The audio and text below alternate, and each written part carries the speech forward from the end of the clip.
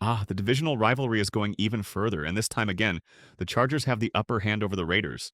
Let me give you the full idea of what just the Chargers did to the Raiders. Honestly, you will love it. What's up, Chargers fans? Welcome to the NFL Playbook Chargers. If you're new here, don't forget to hit that subscribe button. This channel is all about breaking down everything you need to know about the Bolts. The Las Vegas Raiders made a big move this offseason, replacing Antonio Pierce with Pete Carroll and parting ways with former LA Chargers GM Tom Telesco. Even with Telesco gone, it seems Carroll and the Raiders are sticking to a familiar strategy, poaching talent from the Chargers. As Carroll builds his new staff, he's already made an attempt to snag a coach from his longtime rival, Jim Harbaugh. However, Harbaugh and the Chargers are standing firm, not letting that move happen. The Raiders requested to interview wide receivers coach Sanjay Lal for the position of pass game coordinator and wide receivers coach. Since it wasn't a direct promotion to offensive coordinator, the Chargers had the option to block the interview, and that's exactly what they did. Lal won't be joining the Raiders staff and will likely remain in Los Angeles for the 2025 season. So when your biggest rival comes knocking, trying to take one of your coaches and you shut it down, that's a huge win. It's also a little controversial because most teams just let these moves happen.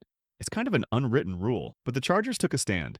Speaking of the coaching staff, the Chargers have done a great job keeping things stable during this offseason shuffle. Sure, they lost their DB's coach, who's heading to Western Michigan, but compared to what other teams are dealing with, they've kept things pretty intact. You see, this goes beyond just being a division rivalry. The Raiders weren't just trying to poach from a rival.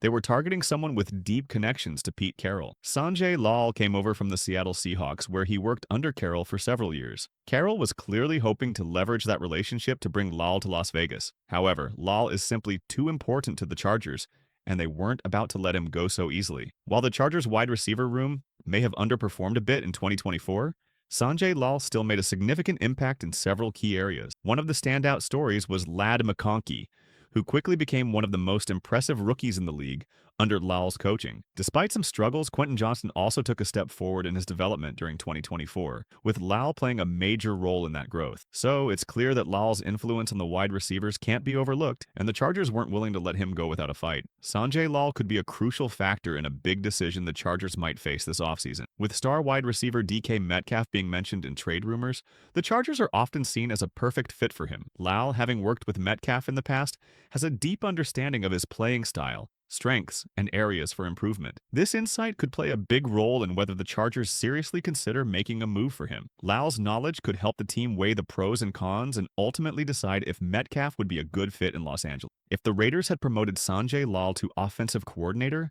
there would have been a higher chance that Lal might have moved to the Raiders, and the Chargers wouldn't have been able to stop him. But now, since the Raiders have hired Chip Kelly as their offensive coordinator, that possibility is no longer a concern. Plus, given the situation with the Raiders, the more likely outcome would have been Lal himself turning down the offer, especially since we've seen that he's more comfortable working with Jim Harbaugh. And honestly, that's the best possible outcome for the Chargers. Lal's presence is valuable, and keeping him on the staff ensures continuity and stability for the team's wide receiver room. And speaking of Chip Kelly, Chargers fans shouldn't worry about the Raiders hiring him. The Raiders have made it part of their identity in recent years to hire notable coaches only for them to fall on their face in Las Vegas. From John Gruden to Josh McDaniels, these swings don't ever seem to work out for the Raiders like they think it will. Just because Kelly is a recognizable name does not make him a great coach to hire. Kelly's track record, especially in the NFL, should have been very worrisome for a Raiders team that doesn't currently know who its starting quarterback is. Yes, Kelly has a good track record in college football, but this is the NFL, a highly competitive platform. Okay, now let me share a possible bad news for you guys. You know, we are taking much about T. Higgins' trade to the Chargers.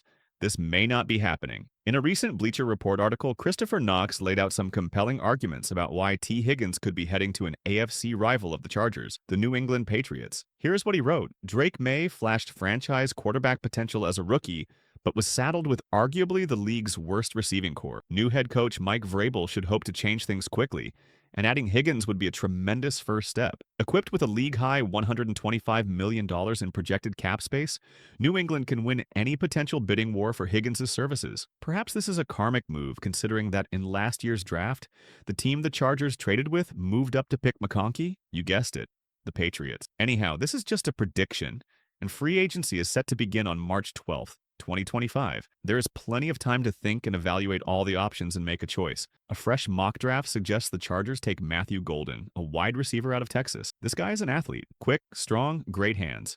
He's exactly the kind of player who can help Justin Herbert elevate the offense. So what do you think? The Chargers have done the right thing, and how far can this rivalry go beyond the field?